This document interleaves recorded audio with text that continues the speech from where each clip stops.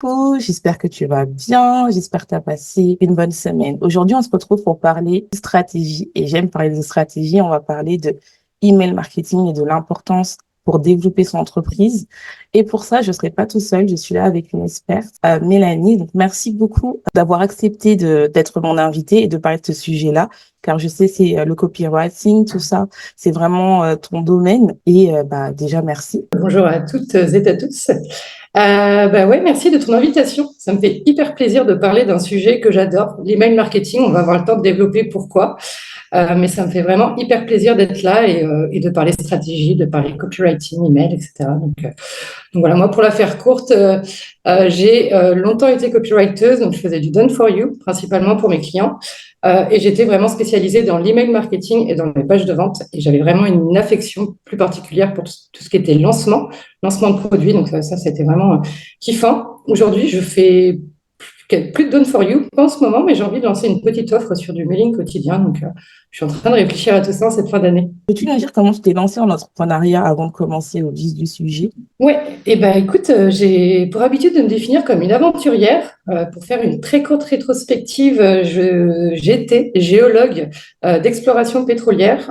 J'ai eu un master et puis ensuite j'ai travaillé 4 ans pour le groupe Total comme consultante. Mon entreprise a fermé en 2017, j'ai été licenciée économique et je suis partie voyager seule, d'où le mot aventurière. J'ai voyagé en Amérique du Sud, en Australie, aux États-Unis principalement et en Europe, bien évidemment. Euh, et de là m'est venue vraiment une découverte du monde, certes, mais avant tout de moi-même. Et du coup, mes valeurs aussi qui étaient comblées, une valeur de liberté, des valeurs de simplicité, de découverte, de rencontre, de partage, etc. Et ça a été un premier déclic. J'entendais beaucoup parler à ce moment-là du digital nomadisme. Mais ça me paraissait hyper loin. Tu sais, il y a toujours des mots. Toi, rien que copywriter, c'est un mot. La première fois que tu le vois, tu dis c'est très bien, mais qu'est-ce que c'est? euh, Du coup, voilà, j'étais pas encore lancée dans l'entrepreneuriat. Puis il y a eu le Covid, comme beaucoup, remise en question.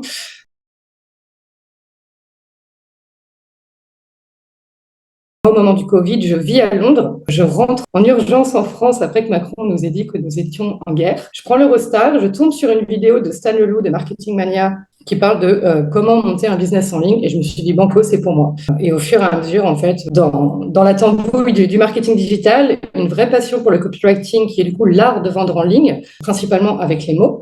Et c'était une nouvelle aventure qui commençait. C'était aussi une autre découverte de soi. Encore élargir sa zone de confort, apprendre à se connaître, se développer personnellement, etc., etc. Et du coup, voilà un peu comment je suis tombée dedans. Et aujourd'hui, donc, j'ai lancé mon activité officiellement en avril 2021. Je vis de mon activité. Mon activité me rémunère quasiment depuis le début. Et je suis bien évidemment, du coup, devenue digital nomade. Et je suis en Thaïlande au moment où on enregistre. Vous voyez? Non, c'est trop beau. J'aime beaucoup ton parcours parce qu'il ressemble un peu au mien, parce que moi, j'ai un doctorat en immunologie, donc le truc qui n'a rien à voir avec ce que je fais en ce moment. Et pareil, enfin, moi, c'était un peu avant la pandémie. Une fois que j'ai terminé mon postdoc au Canada, je me suis dit, est-ce que je veux vraiment continuer dans la science, même si j'adore la science, mais il y avait pas mal de trucs, le fait de toujours demander l'autorisation pour faire un projet, le fait de toujours être dans l'attente, toujours en fait demander la permission d'eux pour avoir des jours fériés, tout ça.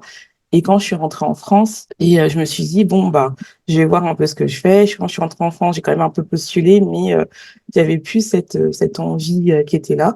Et j'ai commencé à chercher sur Internet euh, how to, uh, how to gain money from Internet. Moi, je l'ai fait en anglais. J'ai vu des gens, en fait, qui avaient moins de diplômes que moi, qui gagnaient beaucoup plus que moi. Et je me suis dit, non, mais il y a un problème dans le pâté. Là, il y a quelque chose qui va pas. Et j'ai commencé, moi, par des formations telles que Amazon KDP pour créer des livres en ligne et tout ça. Et puis, en fait, ça résonnait pas trop. Et après, je me suis lancée dans tout ce qui est coaching et soit ta propre vérité est né. Donc, c'est vraiment, je trouve qu'on se rejoint par rapport à ça parce que il y a le côté où, en fait, on a envie de chercher, on a envie de ce côté de liberté et le fait de tomber amoureuse d'un domaine particulier dans le digital et toi, c'est le copywriting. Et donc, ça m'amène à la question suivante. Comment ça se fait que tu sois tombée amoureuse du copywriting et notamment de l'email marketing? Alors moi, je suis tombée dans la soupe parce que donc, j'ai développé un blog voyage qui s'appelle Ose voyager seul.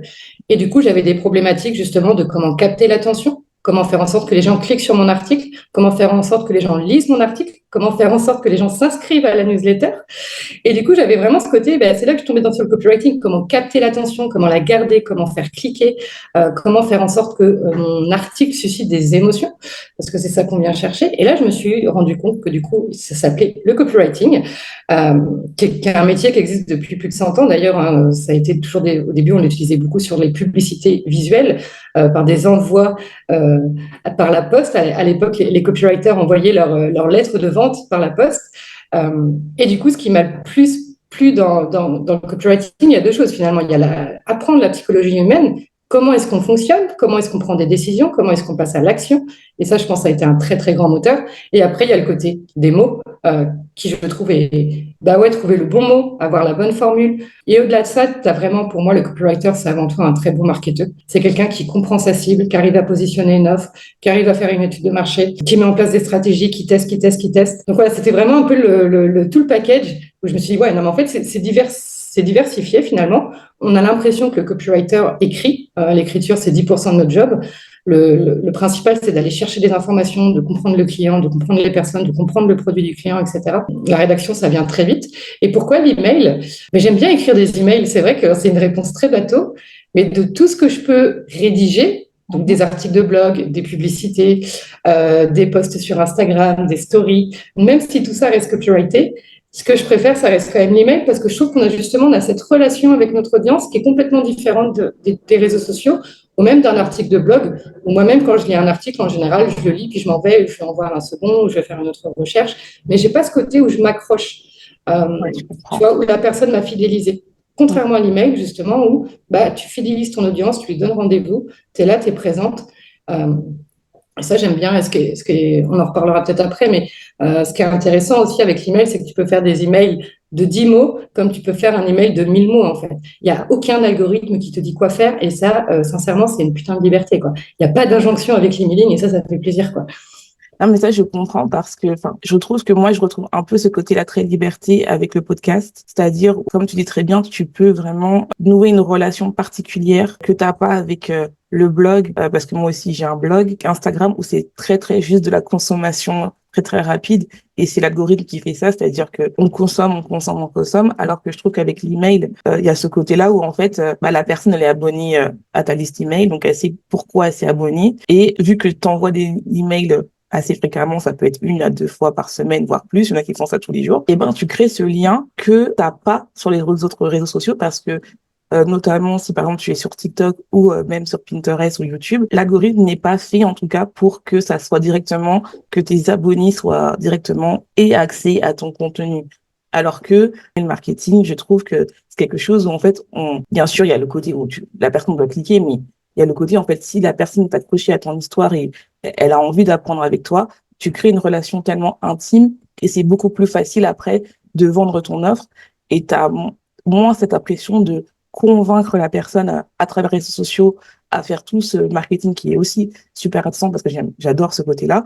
Mais c'est vrai que l'email, je trouve, une fois que tu as la personne qui est dans l'email et que tu arrives à bien trouver, comme tu as très bien dit, les bons mots, comment cliquer, comment il fonctionne la psychologie de ton client de rêve, moi j'appelle ça client de rêve, et ben c'est tout bénef pour toi parce que tu as juste à trouver le bon mot, le bon déclencheur pour qu'il puisse acheter ton offre et c'est une relation de confiance que vous créez ensemble. La question, c'est quel est le bénéfice d'avoir une newsletter et quels conseils, et quelle fréquence conseilles-tu en tant qu'experte? Commencer par les bénéfices de la newsletter, et j'en vois plusieurs. Il y a le côté déjà il n'y a pas un algorithme qui nous dit quoi poster, quand poster, donc on a cette liberté. Il y a le fait aussi que les emails nous appartiennent, donc ça c'est aussi hyper important. Encore une fois, on ne dépend pas d'un algorithme, on peut changer d'autorépondeur, etc., mais on a toujours notre base email qui est là. Il y a le fait, comme tu l'as très bien dit, que la personne a fait le premier pas. Elle a choisi de s'inscrire à ta newsletter. Tu n'es pas arrivé là par hasard grâce à l'algorithme d'Instagram. La personne, elle a choisi. Donc, elle a déjà fait un pas vachement plus important vers toi. Donc, ça, c'est très important.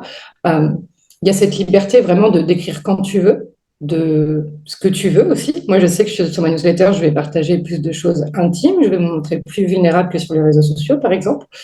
Ça, c'est un peu pour les principaux bénéfices que je vois. Tu as évidemment parce qu'on parle de vente avant tout quand on est copywriter, le fait que le taux de conversion sur la newsletter est de l'ordre de 4%, c'est-à-dire que sur 100 abonnés à ta newsletter, tu peux espérer faire 4 ventes, contrairement à Instagram où on tombe à 0,7%. Ça veut dire qu'il te faudra au moins 800 abonnés pour espérer faire une vente. Et sur un site web, on est de l'ordre à 1%.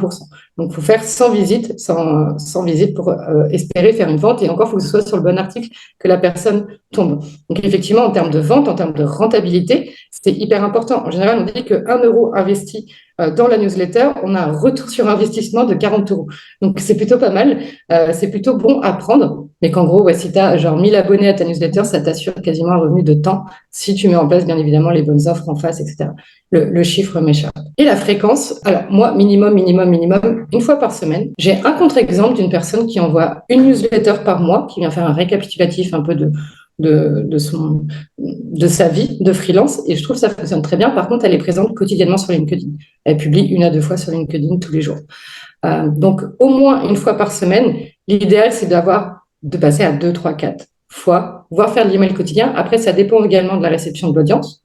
Bien évidemment, plus on écrit, plus on a des inscriptions, mais plus on a de chances d'être lu par notre audience, parce que les gens ne vont pas forcément ouvrir tous les jours.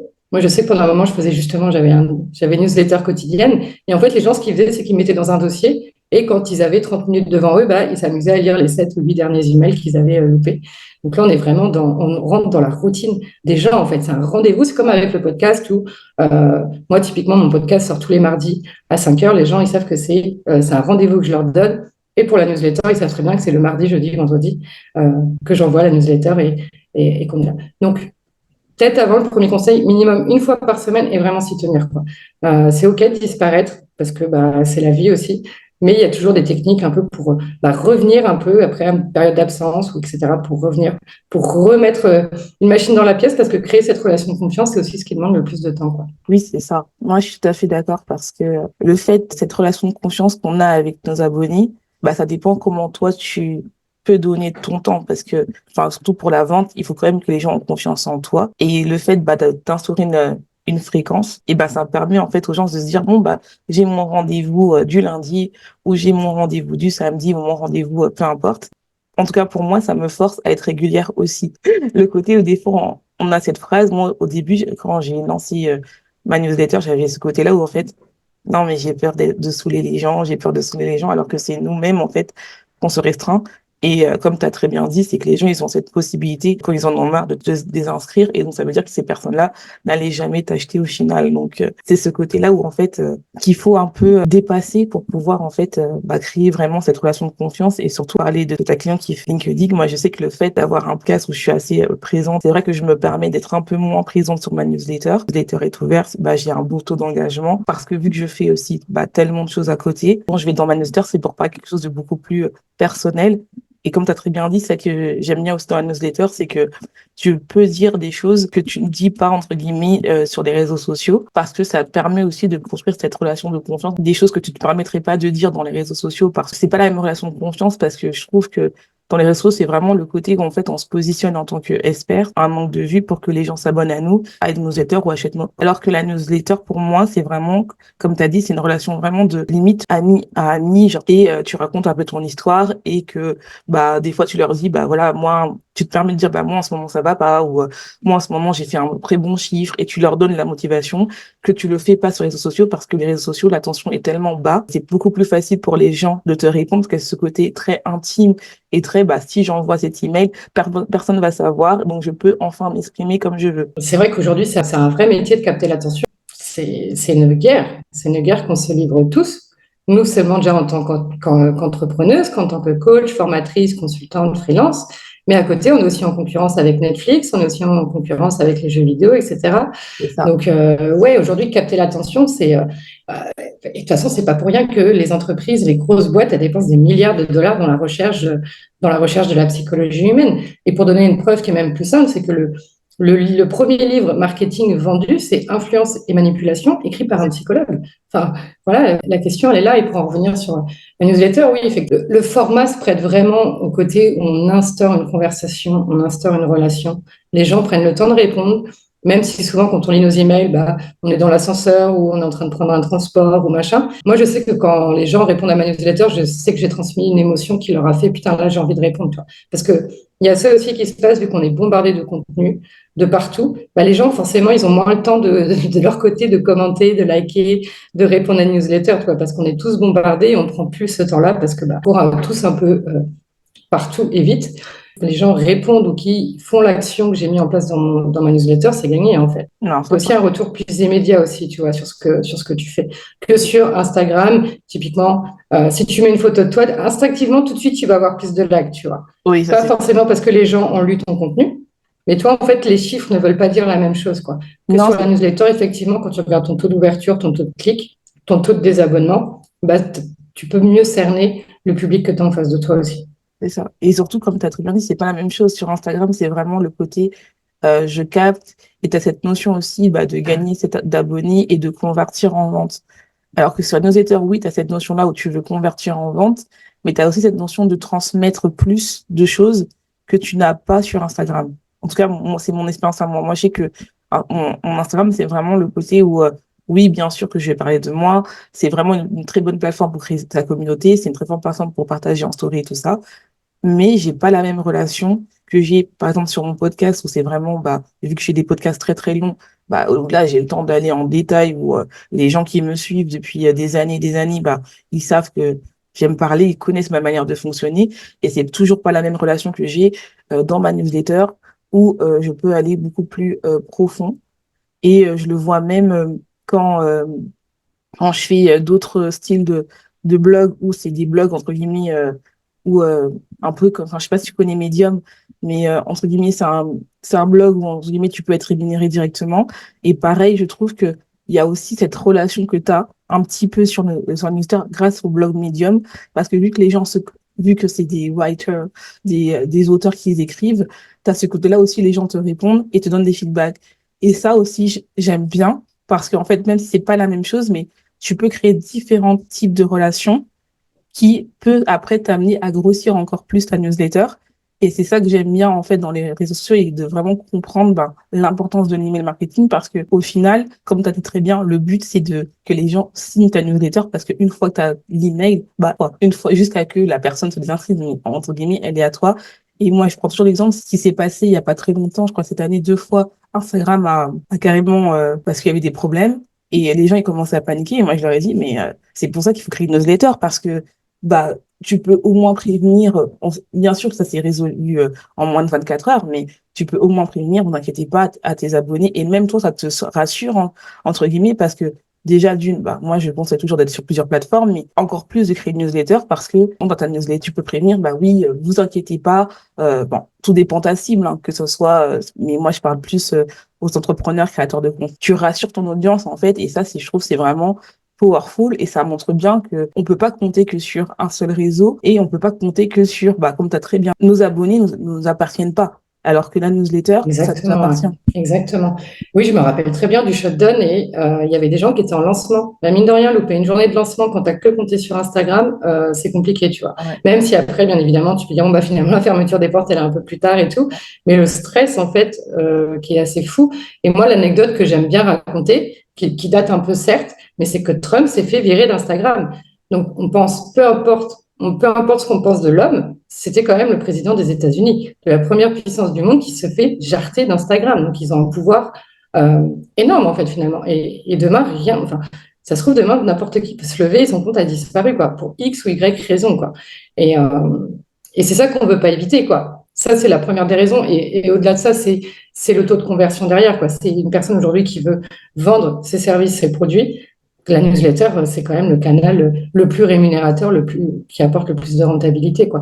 Donc, pour le même temps passé sur Instagram ou sur ta newsletter, tu vas avoir, du coup, ça fait 6 fois plus de résultats avec ta newsletter. Donc, effectivement, ça vaut le coup de s'y pencher pour toutes ces raisons, quoi. Alors, peux-tu me donner des astuces, des conseils pour attirer les gens dans ta newsletter? Le premier conseil, vous l'avez probablement déjà entendu, c'est de créer un lead magnet. Lead magnet ou freebie, les deux mots veulent dire la même chose. Globalement, qu'est-ce que c'est? C'est le cadeau que vous allez offrir en échange de l'email. Pour ça, je vous recommande d'avoir un lead magnet qui apporte des résultats courts, enfin qui apporte des résultats immédiatement, Un lead magnet aussi qui est court et que la personne potentiellement va pouvoir utiliser tous les jours. Pourquoi? Dans le but que vous restiez dans son top of mind. Typiquement, si vous avez des templates, une checklist, quelque chose qui va s'en servir quasiment quotidiennement pour dire, ah ok, j'ai bien fait ça, j'ai bien fait ça.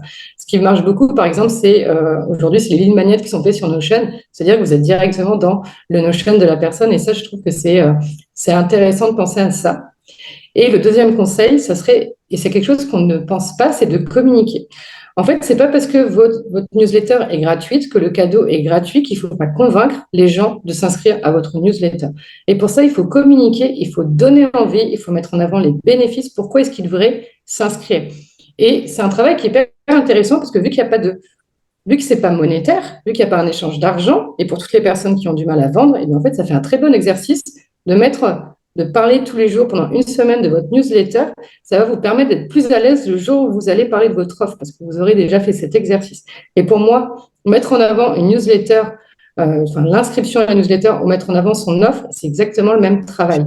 Alors, ça ne va pas demander le même effort de persuasion, bien évidemment, mais c'est la même chose. Vous entrez déjà, le fait de persuader les gens avec quelque chose de gratuit, et ça permet de voir également s'il y a un intérêt.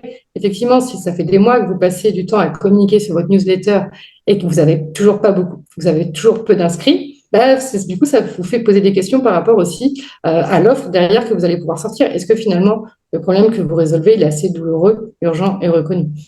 Donc, communiquer dessus, ça c'est quelque chose qu'on oublie souvent, que moi-même, je suis la première aussi à pas prendre le temps toujours de communiquer dessus parce que j'ai plus tendance à parler de mes offres, etc. Mais oui, d'en parler, de communiquer dessus et d'y aller, quoi, de vraiment de la remplir avec des abonnés qualifiés. Dernier conseil, ça ne sert à rien d'avoir 10 000 personnes si vous avez un lead magnet autour de la cuisine et que vous vendez des cours de golf. Donc, bien évidemment, il vaut mieux avoir moins d'abonnés mais hyper qualifiés que des gens qui viennent un peu parce qu'ils ont vu que la lumière allumée, quoi. C'est ça. C'est pour ça que je fais très attention quand on promotionne, comme tu as très bien dit, un freebie, et de savoir sur quel contenu tu as, entre guillemets, eu un peu de viralité, et que ça soit bien en accord avec ton offre, parce que faire un freebie, comme tu as dit, sur la cuisine, alors que toi, tu es spécialisé dans le golf, c'est un peu dommage d'avoir mis toute cette énergie pour, entre guillemets, rien, parce que tu auras beau dire que tu as une super formation dans le golf, si les gens sont intéressés par la cuisine, ils ne vont pas acheter ta formation pour le golf et tu vas croire que ta formation, elle est nulle, alors que c'est juste que tu n'as pas d'abonnés qualifiés. Ça serait vraiment dommage. C'est un mythe ambiant de plus tu as d'abonnés, plus c'est facile de vendre. Non, c'est plus tu as d'abonnés qualifiés et plus c'est facile de vendre. Exactement. Ouais. Faut pas oublier le mot qualifié qui est très important. Même alors sur Instagram, le poids va être plus important, mais si sur Instagram, c'est ta famille qui te suit, ta Gertrude et tes potes, voilà, ça va être compliqué. L'avantage de la newsletter par rapport à ça, c'est que les gens ne savent pas à combien t'envoies. Il n'y a pas ce chiffre. Alors même si souvent, par exemple, sur une landing page, à partir du moment où vous avez peut-être plus de 100, 200, 300 abonnés, de le mettre en avant, en fait, parce que ça vient faire de la preuve sociale à ce moment-là. Et du coup, ça me fait penser, quand vous commencez votre lead magnet, etc., que vous dites, OK, aujourd'hui, la newsletter, c'est quelque chose de sérieux, c'est quelque chose qui vient faire partie de ma stratégie marketing, ça va être un outil et un canal de communication et de vente. C'est vraiment de s'y mettre et de commencer à envoyer vos newsletters, même s'il y a 2 personnes. Les gens en face, ils ne savent pas que vous écrivez à 2 personnes. Pourquoi? Parce que ça va vous entraîner à faire des newsletters. C'est en forgeant qu'on devient forgeron. C'est la même chose avec votre newsletter. Plus vous allez écrire, plus ça va être fluide, plus ça va être naturel et mieux vous allez écrire. Et il faut mieux au début peut-être qu'écrire qu'à 2-3 personnes. Moi aussi, au début, il y avait que quelques personnes, une dizaine de personnes. Ça vous met moins de pression que le jour où vous dites je vais attendre d'avoir 100 ou 1000 abonnés avant d'écrire quelque chose. Non, là, c'est le stress, c'est panique à bord. Les gens, ils vous ont oublié parce qu'ils vous ont donné leur email il y a 6 mois. Donc tout de suite, vous allez avoir une vague de désinscription et vous allez croire que c'est parce que votre contenu n'est pas bon, alors que c'est juste que en 6 mois, le problème de la personne a évolué, elle ne se rappelle plus de vous, etc. Donc surtout, commencez à rédiger vos newsletters tout de suite, quoi. Et en plus, ce que tu dis bien, c'est que le fait de commencer tôt ta newsletter, ça permet aussi d'éduquer ton audience et de la faire évoluer en même temps que toi. Parce que ça aussi, comme tu as très bien dit, que si tu attends d'avoir 1000, 200 ou 5 personnes, et même moi, je dirais même plus loin, même quand tu as 0 personne, commence quand même à écrire, en fait. Parce que c'est un peu comme le sport. Enfin, tu ne vois pas si tu as envie de créer du muscle ou perdre du poids. C'est pas lors de la première séance que tu vas avoir tes résultats. C'est au bout de 1 mois, 4 mois, 6 mois. Et là, moi, je dirais même plus loin. Je dirais quand tu as 0 personne, tu as l'impression que quand tu commences, oui, vas-y, ma newsletter, il y a personne qui est là, enfin, une fois par semaine, non pas parce que tu vas dire oui pour lire, mais pour t'entraîner à être à l'aise et que ça devienne tout du quotidien, pour pas que tu aies l'excuse quand tu auras vraiment des personnes. En tout cas, moi, c'est ça que j'ai fait. Ah non, j'ai pas le temps. Ah non, je commence la semaine prochaine. Ah non, je commence dans 2 semaines. Parce qu'il y aura toujours quelque chose qui va venir, en fait. Donc, même si tu as 0 personne, commence ta newsletter. Les gens vont voir, en fait, que même sur les réseaux, quand tu vas leur parler, ils vont voir que, bah, comme tu as très bien dit, personne ne sait combien tu es dedans. Et ils vont voir que tu prends ça quelque chose de sérieux, que ça.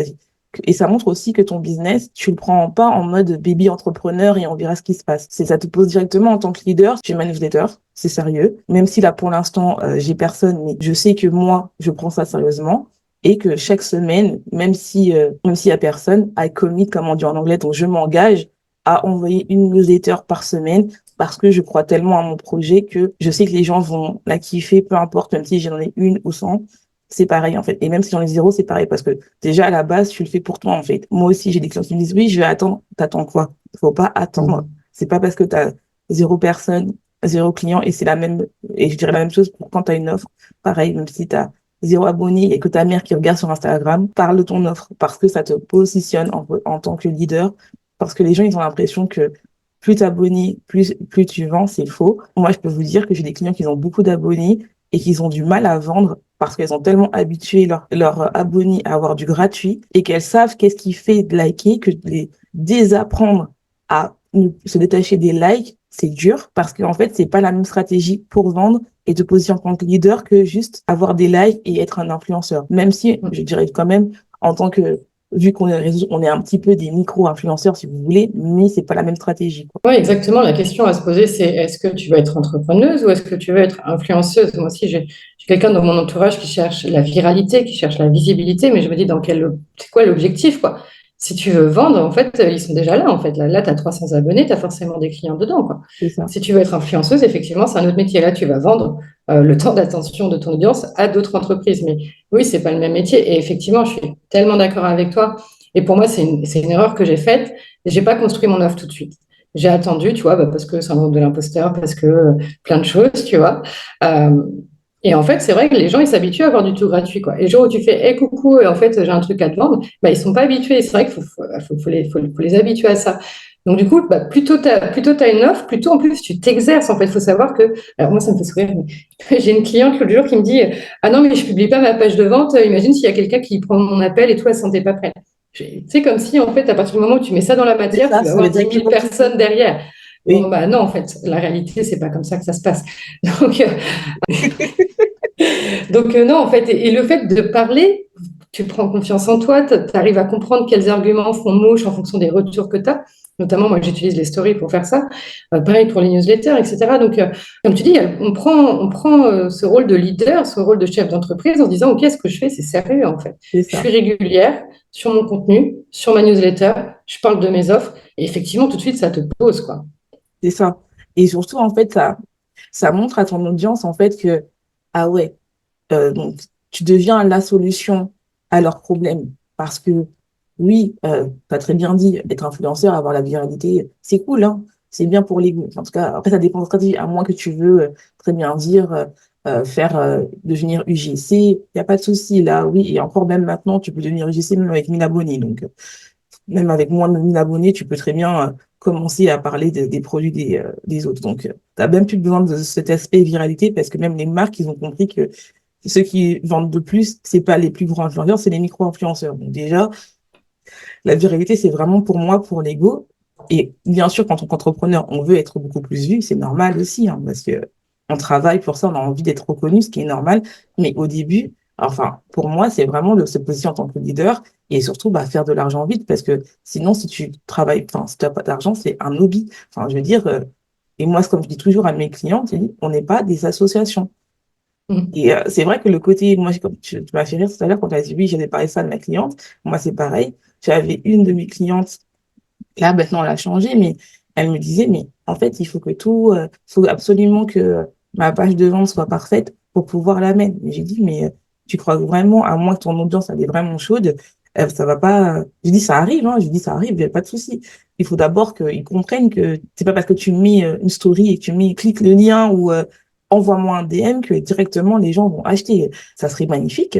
Ça marche quand ça fait, tu connais ton audience et que ton audience est chaude et qu'elle attend vraiment cette offre-là. Ils me disent, oui, moi, je comprends pas comment cette marketeuse, elle fait même pas de page de vente, elle vend, et que moi, j'ai une page de vente, mais dans ma bio, je vends pas. Et après, moi, je lui dis, mais est-ce que tu as la même audience? Ça fait combien de temps elle travaille avec ça? Ça fait combien de temps tu viens, entre guillemets, de commencer? Et même si ta page de vente, elle est parfaite, tu as utilisé toutes les méthodes AIDA, je sais pas quoi, ok, y a pas de souci, mais ton audience, elle est peut-être pas encore prête, elle est pas encore chaude. Et comme tu as très bien dit, le fait on parle de la newsletter, mais c'est pareil en story, de parler comme tu as dit, de bien s'entraîner, de mettre des mots, de comprendre quels mots, de comprendre les émotions des gens, de comprendre qu'il faut que les gens soient touchés. Et moi, c'est ça que je parle beaucoup moi, j'aime beaucoup le storytelling, j'aime beaucoup tout ce qui touche les émotions et la self-psychologie, parce que, en fait, c'est ça qui va te permettre de vendre. Si toi, tu as l'impression qu'il faut juste mettre un lien dans la bio ou que tout soit parfait pour vendre, moi, je dis très bien, je donne l'exemple, il y a des gens qui n'ont même pas de page de vente,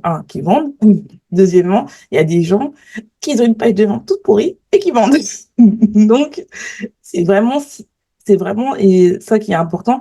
Et pareil pour la newsletter, ce que tu dis très bien et ce que j'ai beaucoup aimé, c'est le côté où en fait, quand les gens sont dedans, tu peux vraiment travailler, t'entraîner à déclencher les émotions. Et je trouve que c'est vraiment important parce que comme ils ont choisi de signer dans ta newsletter par rapport à un freebie que t'importes, que tu choisis, que tu veux faire. Les gens vont se dire, elle m'a déjà aidé. Et des fois, c'est pas parce qu'une personne, elle est dans ta newsletter qu'elle achète pas maintenant qu'elle va pas t'acheter dans 3, 6 mois, voire un an. Comme je dis très bien, des fois, il y a des gens qui ont besoin de voir, de te connaître, d'avoir confiance et eux-mêmes aussi d'avoir le déclic en fait. Ouais, c'est hyper intéressant et c'est pour ça, tu vois, c'est aussi pour ça que j'adore mon métier parce que vendre, c'est un mélange subtil de plein de choses, tu vois, ça va dépendre de ton mindset, est-ce que tu as assez confiance en toi, est-ce que tu as assez confiance en ton offre, de ta communication, de ton copywriting, de comment tu as marketé ton offre, est-ce qu'elle est assez irrésistible, est-ce qu'elle est unique, etc. Est-ce que ton audience, elle a confiance en toi, comment tu crées cette relation de confiance, qu'est-ce que tu partages avec elle, etc. C'est un mélange subtil, tu vois, c'est un peu de la magie. On a souvent dit, enfin, on le dit souvent, toi, le copywriting, c'est la cerise sur le gâteau. Et je suis entièrement d'accord avec ça, tu vois. C'est les 20%, c'est les 10, 15%, 20% qui vont faire le reste du taf. Mais effectivement, si en amont, ça ne vend pas, etc., enfin, si t'as pas les bases, qui sont pour moi, du coup, la communication, le marketing, le mindset, en fait, il ne va rien se passer, tu vois, c'est la cerise sur le gâteau. Et moi, aujourd'hui, c'est pour ça aussi que j'accompagne aussi mes clients à avoir la recette du gâteau, tu vois. Et en plus d'aller mettre la petite cerise, tu vois. C'est Mais ça, si tu as la cerise, mais que le gâteau, tu n'as pas la bonne recette, ça ne va pas fonctionner, quoi. c'est ça. Et ça, je trouve que c'est hyper intéressant parce que, et c'est ça, je pense que j'aime bien aussi, c'est ce côté de test and learn, quoi. C'est mettre les choses dans la matière, attendez jamais que ce soit parfait, ça sera jamais parfait, la perfection n'existe pas. Et vous allez vous perfectionner en faisant, quoi. Alors moi, je vois bien, je suis pas du tout la même entrepreneuse qu'il y a 3 ans et je serai pas la même entrepreneuse dans 3 ans parce que je vais m'améliorer, je vais me perfectionner et c'est normal. Par contre, mettez dans la matière, testez, voyez qu'est-ce qui se passe. Voyez aussi ce que vous aimez. Moi, ça m'est arrivé d'avoir des clientes qui viennent me voir pour créer une offre. On crée l'offre, on la met dans la matière. Et elle dit, ouais, mais en fait, j'ai des clients, mais j'aime pas ce que je fais. Et ben, c'est OK, c'est pas grave, ça nous est tous arrivé d'avoir une offre. Bon, bah, finalement, c'était pas bon. Hop, on pivote, on change, on teste, on a. Mais alors, moi, c'est ma manière de voir les choses, mais amusez-vous, quoi. Franchement, mais C'est prenez ça. du plaisir dans tout ce que vous faites, parce que c'est un jeu, quoi. La vie est un jeu, et l'entrepreneuriat est encore plus un jeu, quoi. Moi, je le vois vraiment comme un jeu vidéo où on teste des choses, on dit on a game over, c'est pas grave, on a une autre vie qui arrive derrière, etc. On gagne des points. L'argent, pour moi, c'est des points. Et voilà, quoi. Et on s'amuse, quoi. Enfin, ouais, des fois, on prend ça un petit peu trop, peut-être trop au sérieux, tu vois. On met trop d'enjeux, on se met trop de pression. Et quand tu dis, OK, je me lâche la grappe et juste je vais m'amuser, bah, c'est magique. Déjà, tu prends du plaisir tous les matins à te lever et puis tu fais quelque chose que tu apprécies et ça se ressent aussi, ça, quand tu communiques, quand tu parles avec ton audience, les gens ils disent, putain, mais c'est fou, quoi. Ah, mais Donc, moi, je suis tout à fait d'accord avec toi parce que moi, je sais qu'il y a beaucoup de gens qui disent oui, il faut absolument la stratégie marketing parfaite. Et moi, je leur dis, mais en fait, le marketing, pour moi, c'est 20%. C'est 80%, c'est le mindset parce que, comme tu sais très bien, normalement, tu dois t'amuser. C'est un jeu. Moi, c'est clair que créer du contenu, c'est un fun. Même, il y a beaucoup de gens qui me disent, mais comment ça se fait que tu crées beaucoup de podcasts comme ça? Je dis, parce que ça m'amuse. Sinon, je n'en créerais pas, quoi. Je vais pas m'amuser à faire tout ce que je fais si c'est pas si c'est pas je m'amuse pas quoi. Et ça c'est très important. Tu as très bien dit entrepreneuse que quand j'ai commencé, c'est que moi quand j'ai commencé, je prenais vraiment tout au sérieux parce qu'il y a cet enjeu aussi, bien sûr qu'on a envie de bien faire, d'avoir de l'argent et surtout tu as aussi des fois la pression de la famille. Moi, en tout cas, moi, je considère que quand tu te lances en entreprise, c'est que tu as cette notion de liberté, cette notion, en fait, moi, c'est ça que j'ai bien aimé, que j'ai retrouvé dans mon métier de chercheur, c'est que tu testes, en fait. Donc, pour moi, c'est comme une expérience, et tu testes, tu testes, tu testes, et puis, comme dans les expériences que je faisais en sciences, superviseur, qui me disait, tu sais, dans ton expérience, il y a 90% qui va pas marcher et 10% qui va marcher. Et là, c'est pareil, 90% de chances que tu vas pas marcher, mais 10% que ça marche. Mais en attendant, tu vas pas, si à chaque fois que tu rates, tu déprimes, bien sûr que tu n'auras pas envie d'être en story et de faire des newsletters et de faire toutes les actions qui vendent, en fait. Et c'est pour ça que pour moi, le mindset, c'est vraiment important parce que, comme tu as très bien dit, c'est un jeu. Donc, il faut se dire, bah, ok, oui, c'est quand même ma vie, mais d'un autre côté, tu incarnes ta transformation et tu dis, bah, en fait, je m'amuse, hein. Si c'est pour être comme dans la même pression que tu es dans un travail salariat, ça sert à rien. Elle teste et elle abandonne pas, en fait. Elle continue, elle abandonne pas. Et ça aussi, ça fait partie du fait de te montrer comme un leader, parce que je sais que il y a ce mythe de overnight success story qui te disent que oui, t'inquiète pas, tu prends ton réseau et demain matin, tu auras plein de ventes. Ça marche pas comme ça. Ça peut marcher comme ça, mais généralement, quand tu écoutes bien les entrepreneurs à succès, notamment, moi, j'écoute beaucoup Gary Vee, il te dit bien que lui, avant d'avoir eu du succès, il a raté. Par exemple, il a pas voulu investir à Facebook et il s'est rendu compte qu'il avait raté son coup, mais c'est pas pour ça qu'il a arrêté et s'est dit, ah non, c'est bon, j'arrête, j'ai foiré mon coup. Non. Et après, il a dit, j'ai investi à d'autres et ça m'a appris plein de choses. Et des fois, en fait, je trouve que le côté très francophone, on est très dans le côté, oui, dès que je rate, c'est nul. Parce que bon, à l'école, on nous apprend comme ça, mais en fait, faut se dire que chaque échec m'apprend quelque chose et m'amène vers mon résultat, en fait. Et moi, je sais que au début, quand je me suis lancée, c'était vraiment le côté, je suis nulle, j'arrive pas, non. Et je suis passée au stade où, en fait, bah, je rate, mais en fait, qu'est-ce que j'ai appris? Je me suis amusée ou pas? Est-ce que c'est bien ou pas? Bah oui. Est-ce que moi, je me suis éclatée ou pas? Bah oui. Donc, c'est vrai que c'est vraiment quelque chose qui te permet de détacher du résultat immédiat parce qu'on est tellement conditionné à ce shot de dopamine. Dès qu'on a besoin de quelque chose, on l'a directement. Et l'entrepreneuriat, ça montre bien que bah, il faut se détacher de ça pour pouvoir, en fait, d'abord, comme on dit en anglais, apprécier cette journée, donc apprécier le voyage de l'entrepreneuriat plutôt que juste le résultat. Hyper pertinent ce côté. En fait, un produit qui fonctionne, c'est une rareté en fait. Il faut bien comprendre qu'avant qu'il y ait un produit qui marche quasiment tout seul, c'est qu'il y a eu des tonnes d'échecs avant, quoi. Parce que la personne, elle a testé, elle a pivoté, elle a changé des petits trucs, elle a changé sa façon de communiquer dessus, elle a changé un peu sa cible, enfin, et bim, ça a marché où? Mais il faut être OK avec le fait d'échouer, quoi. Et ça, alors pour ça, j'ai un livre, Les Vertus de l'échec de Charles Pépin, qui est vraiment très bien à ce sujet. Et ensuite, rappelez-vous, quoi, quand vous avez fait vos lacets, quand vous avez marché, quand vous avez fait du vélo, à chaque fois, vous êtes tombé, à chaque fois, vous êtes relevé. Et c'est ça, justement, qui est beau. Et d'autant plus qu'on apprend de nos erreurs. Demain, si vous sortez une offre que ça cartonne, vous n'allez pas savoir pourquoi. Que quand vous allez échouer, vous allez échouer, vous allez échouer, vous allez avoir de la donnée. Et c'est la donnée qui est le plus important. Pourquoi ça n'a pas marché? Parce que ça, vous allez émettre des hypothèses, c'est vraiment un laboratoire. Vous allez émettre des hypothèses, ça n'a pas marché parce que ça, parce que ça, parce que ça. La prochaine fois, je vais changer ce paramètre, on va voir ce que ça donne. Et bim, et on y va, et on y va. Et en fait, à chaque fois, on réitère, on change un truc, on teste, et c'est que ça, quoi. Et à un moment, bim, vous ne savez pas pourquoi ni comment. Enfin, du coup, vous arrivez un petit peu mieux à identifier. Bim, il y a une offre qui est là et elle marche toute seule, c'est ce qu'on appelle le MVP, le minimum viable product, mais minimum viable product, pardon, mon anglais est moins bon que le tien, mais ça prend du temps et c'est OK de se casser la gueule. Effectivement, il y a les success stories, etc. Mais encore une fois, c'est du storytelling. C'est une façon de dire, regardez, je me suis fait tout seul, le man self-made, je ne sais plus comment on dit. Mais non, en fait, derrière, il y a souvent des échecs, quoi. Et sinon, c'est qu'ils font partie des 1% qui ont eu de la chance. Mais non, en fait, tout le monde s'est craqué, quoi. Oui, et c'est pour ça aussi qu'il y a beaucoup de gens aussi qui ont du mal après à investir parce qu'ils se font tellement avoir par des marketeurs qui disent, bah voilà, moi je l'ai fait en une fois. Voilà, j'ai commencé je sais pas, cette email list et puis en moins d'un mois, j'ai eu plus de 10 000 abonnés.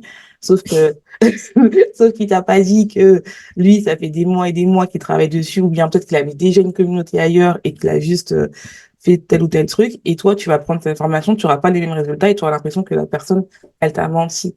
Non, elle t'a pas menti. Elle a fait une manœuvre marketing et c'est pour ça qu'il y a beaucoup d'entrepreneurs qui, après, sont bloqués à investir en soi, alors que c'est juste que t'as pas trouvé le bon marketeur pour toi. C'est pas qu'il est mauvais, c'est que juste que bah t'as cru à cette story de lui. Bon, pour moi, c'est un très bon marketeur, hein, mais mais toi, t'as pas réfléchi parce que t'es tellement dans cette émotion-là où t'es tellement lié au résultat, à ce besoin de validation, c'est-à-dire que avoir des ventes, avoir des abonnés, que tu ne comprends pas que il faut d'abord, comme tu as très bien dit au début, des fondations solides pour avoir le résultat derrière et avoir de la data pour comprendre, bah, voilà, peut-être que déjà, il y a deux data qui doivent comprendre. Déjà, une, je fais une formation, est-ce que vraiment c'est ça que je veux faire?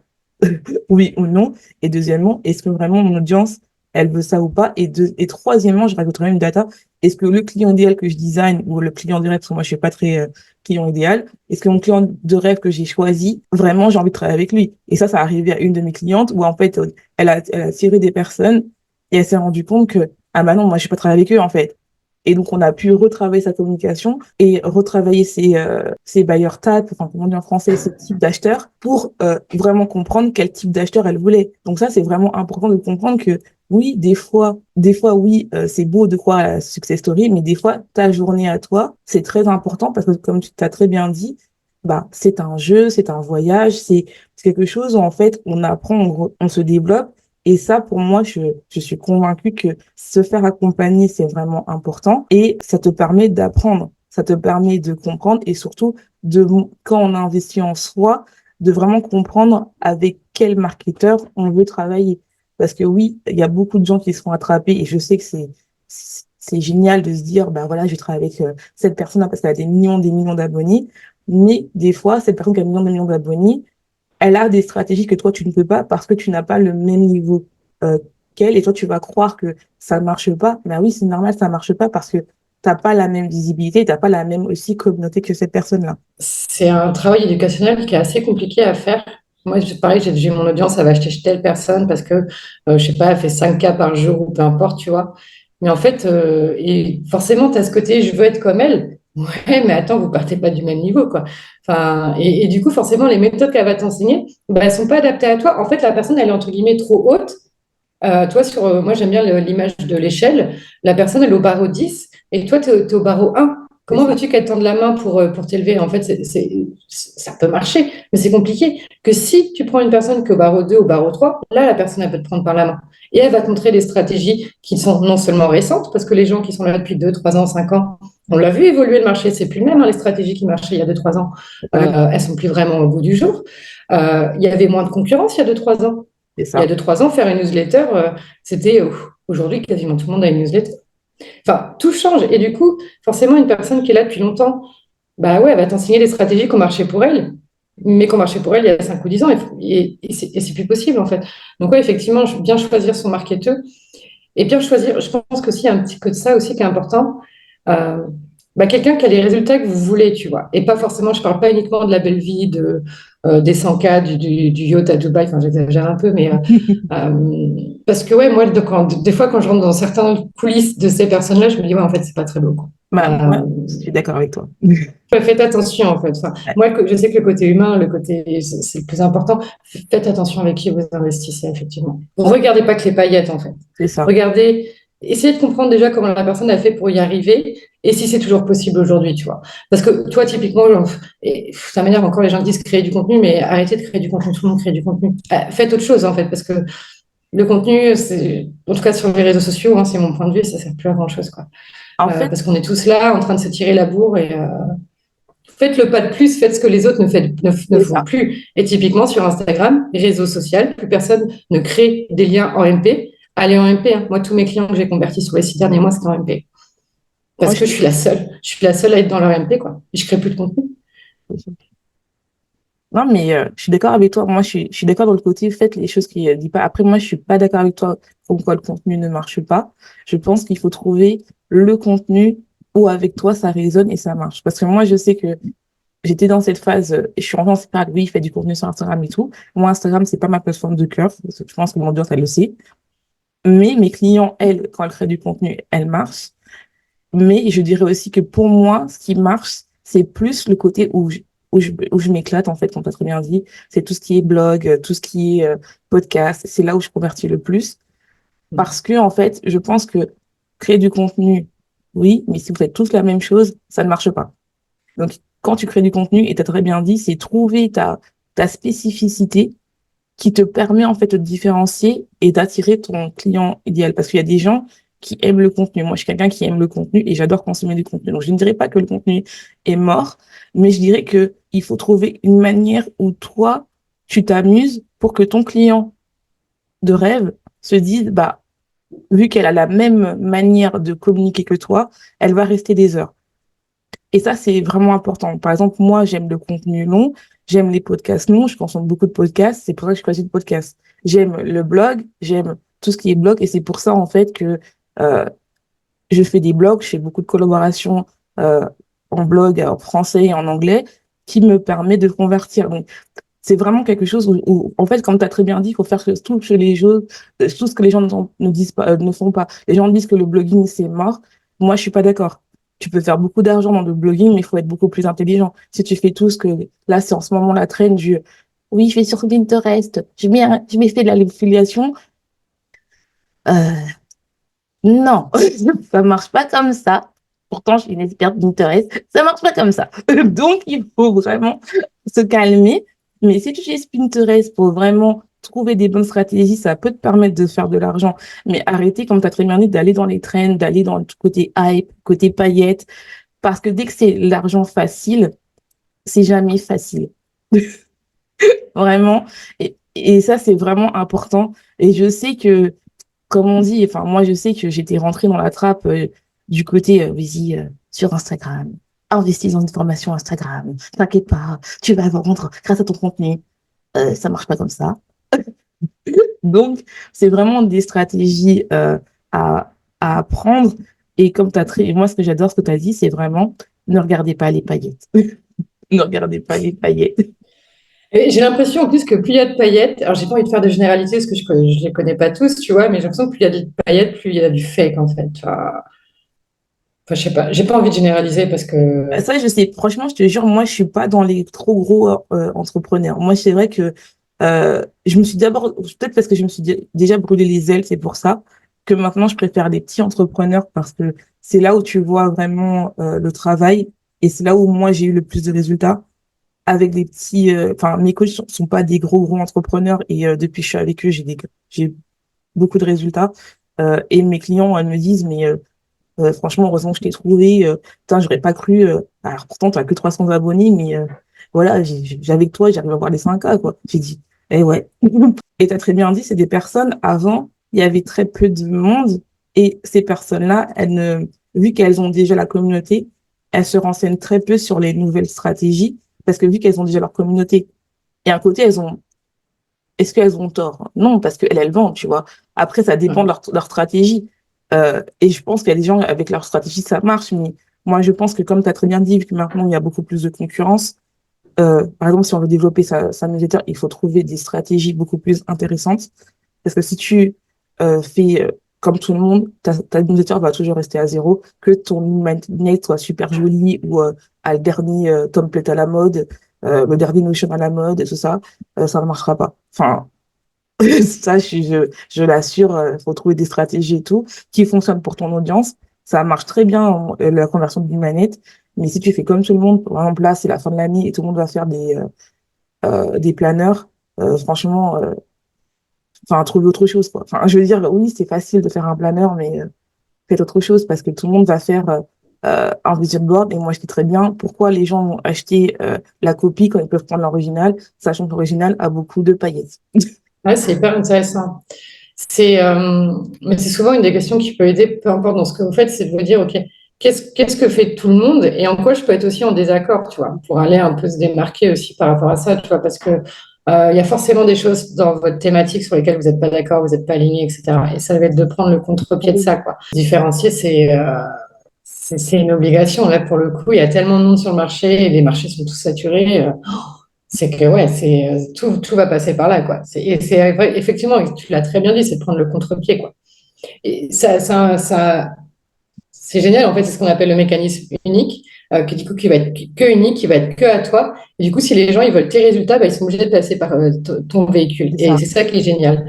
Et c'est pour ça l'importance de se concentrer dessus et de ne pas avoir du coup le même mécanisme que la collègue d'à côté, sinon il n'est pas unique. Et vraiment de se demander, mais ok, tout le monde fait ça, moi c'est quoi le contre-pied que je peux prendre, quoi. Ça demande un certain brainstorming, ça peut demander du temps, mais une fois que vous avez trouvé le truc, bah, c'est beaucoup plus facile, quoi. Et c'est là où vient le copywriting, tu vois. Parce que comme tu sais c'est quoi ta différence, c'est là où le copywriting et la newsletter est vraiment important pour moi.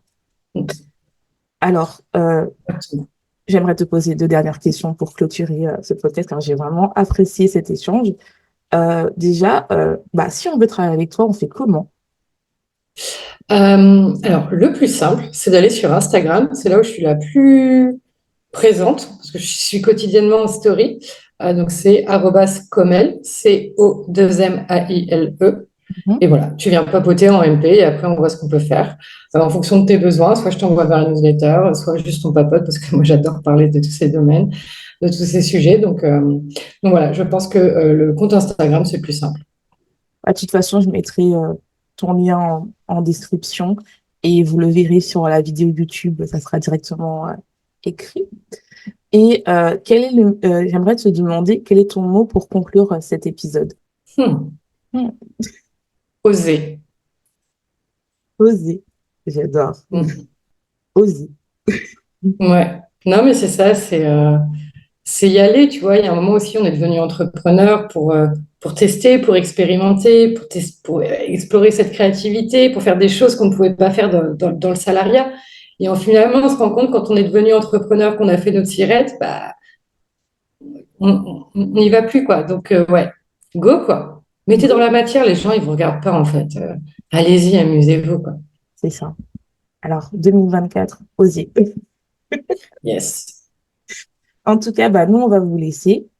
Je te laisse. Tu souhaite une bonne journée, une bonne soirée, tout dépend à quelle heure tu écoutes ce podcast. Et n'oublie pas, sois ta propre vérité.